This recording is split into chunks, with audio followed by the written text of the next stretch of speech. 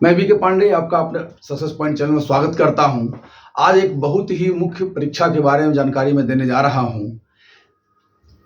जैसा आप देख रहे हैं, बिहार कर्मचारी चयन आयोग BSSC, बिहार कर्मचारी चयन आयोग के द्वारा द्वितीय इंटर स्तरीय संयुक्त प्रतियोगिता परीक्षा 2023 ली जा रही है, जिसमें आवेदन प्रारंभ की तिथि 27 सितंबर 2023 से और आवेदन की अंतिम तिथि जो है वह 11 नवंबर 2023 है।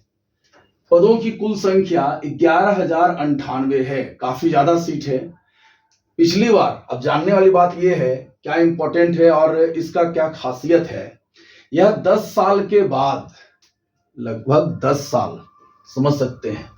पिछली बार 2013 में यह वैकेंसी आई थी 13,000 लगभग, इसलिए उसको प्रथम कहा गया था और इसको सेकेंड द्वितीय कहा गया है। 10 साल के बाद ये वैकेंसी आ रही है। पिछले बार 13,000 लगभग सीट थी और इस बार जो है 11,000 लगभग सीट है। काफी अच्छी सीट है। काफी अच्छे अच्छे पोस्ट भी इसमें है। हम लोग चर्चा करेंगे क्या क्या पोस्ट है इसमें। उम्र सीमा जो है वो 1 अगस्त 2023 के आधार पर कैलकुलेट किया जाएगा। जनरल सामान्य के लिए 18 से 37 वर्ष, जनरल फीमेल, BC, EBC उनके लिए 18 से 40 वर्ष, SC ST के लिए 18 से 42 वर्ष की उम्र मानी जाती है। मिनिमम क्वालिफिकेशन जो है वो इंटर 10+2 या समकक्ष इक्विवेलेंट रखा गया है। इसमें एक खासियत ये है कि यह ओपन टू ऑल है, यानी कि पूरी इंडिया में जितने भी लोग हैं, ठीक है, किसी भी राज्य के हों, वो इस फॉर्म को फिलअप कर सकते हैं। ऐसा नहीं सोचना है कि यह बिहार का फॉर्म है तो आप बिहार में ही फिलअप कर सकते हैं। आप में टैलेंट होनी चाहिए, क्वालिटी होनी चाहिए इस एग्जामिनेशन को निकालने की। अगर आप निकाल सकते हैं तो आप यहाँ पे आ सकते हैं। हाँ, एक चीज यहाँ पर है कि यहाँ पर आपको, अगर आउट ऑफ बिहार के आप हैं तो आपको आरक्षण का फायदा नहीं मिल पाएगा, ठीक है। बाकी आप जो है सो जनरल में फाइट करके, यानी कि अपनी योग्यता के आधार पर इस जॉब को पा सकते हैं। काफी अच्छे अच्छे पोस्ट हैं। फी की बात अगर करें, जनरल, BC, EBC, EWS और अदर स्टेट, देखिए यहाँ लिखा हुआ है अदर स्टेट, इनको भी फॉर्म फिलअप कर सकते हैं। उनके लिए 540 रुपये है। SC, ST, PH physically handicapped female के लिए यह 135 रुपये है।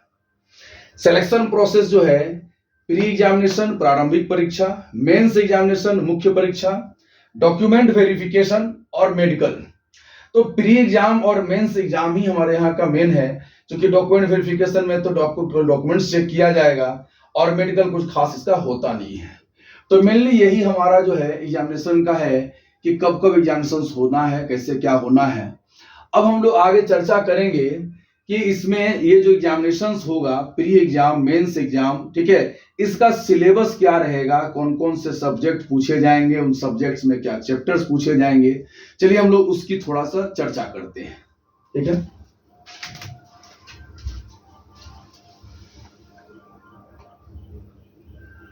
चलो देखते हैं यहाँ पे प्री एग्जाम सिलेबस जो है, समान अध्ययन जनरल स्टडीज है 50 प्रश्न का, समान विज्ञान साइंस 25 प्रश्न का 25 क्वेश्चन, गणित मैथ्स 25 प्रश्न है, रीजनिंग 50 प्रश्न है, टोटल 150 प्रश्न है और प्रत्येक एक प्रश्न जो है वह 4 अंकों का होगा, 4 मार्क्स का होगा।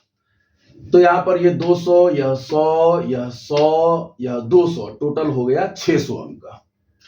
कुल समय जो दिया जाएगा आपको वो 2 घंटा 15 मिनट का। यह टोटल एक पेपर 150 क्वेश्चन का होगा। अलग अलग एग्जामिनेशन नहीं लिया जाएगा, यह एक ही पेपर होगा, ठीक है। इस पेपर को जनरली सामान्य ज्ञान का नाम यहां दिया गया है।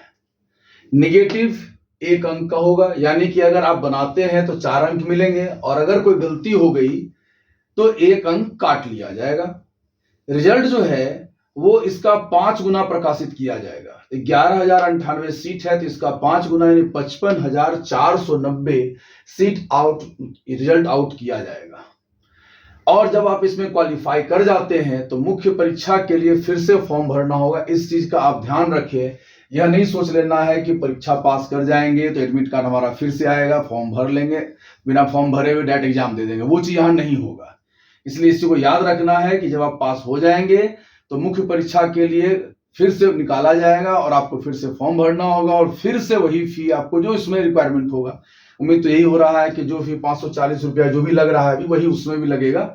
तो इस चीज को ध्यान में रखना है कि हमें इसको पास करने के बाद फिर से फॉर्म भरना है, इसको मिस नहीं करना है। कट ऑफ जो है उसकी बात करें, पहले मुख्य परीक्षा की बात कर ले। मुख्य परीक्षा का सिलेबस जो है पेपर 1 जो होगा वो सेम एज जो आपने प्री का देखा, सारा सब कुछ सेम, एवरीथिंग, कुछ चेंजिंग नहीं। पेपर 2 जो होगा उसमें हिंदी रखा जाएगा, 100 प्रश्न होंगे, 400 अंक के होंगे और यह केवल क्वालिफाई होगा। जैसा आप जानते हैं क्वालिफाई नहीं करने पे आप पूरी तरह से डिस्क्वालीफाई सब में हो जाएंगे। प्रत्येक क्वेश्चन 4 अंक का, 400 अंक हो गया, समय उतना ही 2 घंटा 15 मिनट और नेगेटिव 1 अंक का। अब यहां पर चर्चा करें अगर हम लोग कि पिछले बार कट ऑफ क्या रहा था, ताकि उसके आधार पर हम लोगों को इस बार का रणनीति तैयार करने में सुविधा रहे।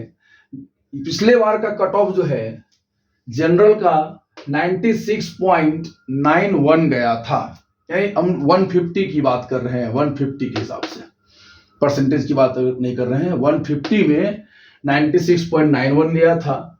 बीसी का 95.62, ईबीसी का, एससी का और एसटी का, इस तरह से।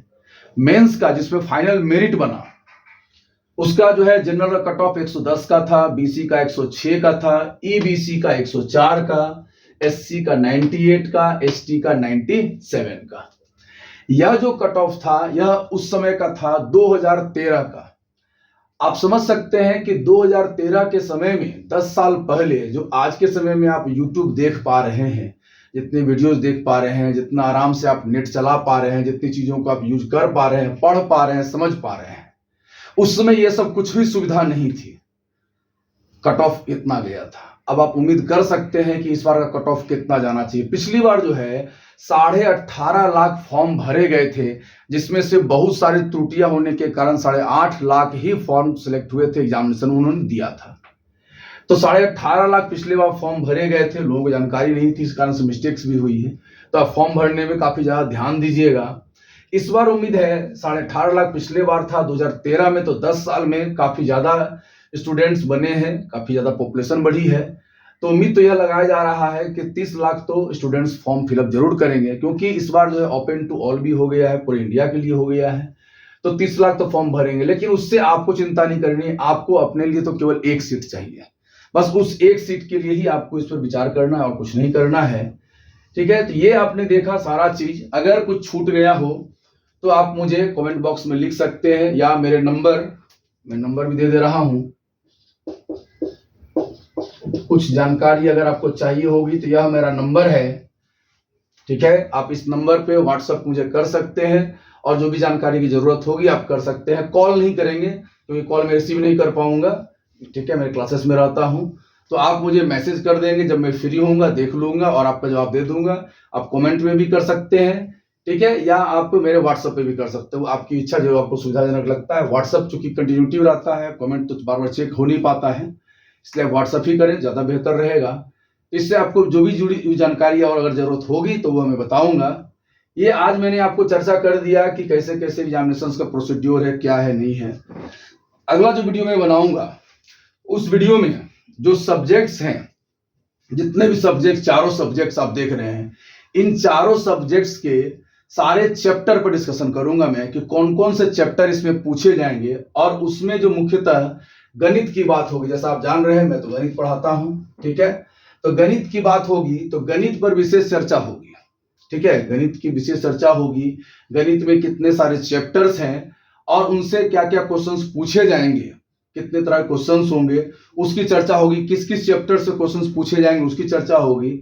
और उसके अगले वीडियो में फिर मैं सारे के सारे जितने भी चैप्टर्स इसमें आएंगे मैथमेटिक्स के, वो सारे के सारे में चैप्टर्स के क्वेश्चंस जो होंगे वो मैं यूट्यूब पर बनाऊंगा, ताकि जो भी स्टूडेंट्स कहीं के भी हों उन्हें कोई दिक्कत नहीं हो, कहीं भी हो क्लासेस कर सकते हैं, फ्री ऑफ कॉस्ट क्लासेस कर सकते हैं और उनको सुविधा हो।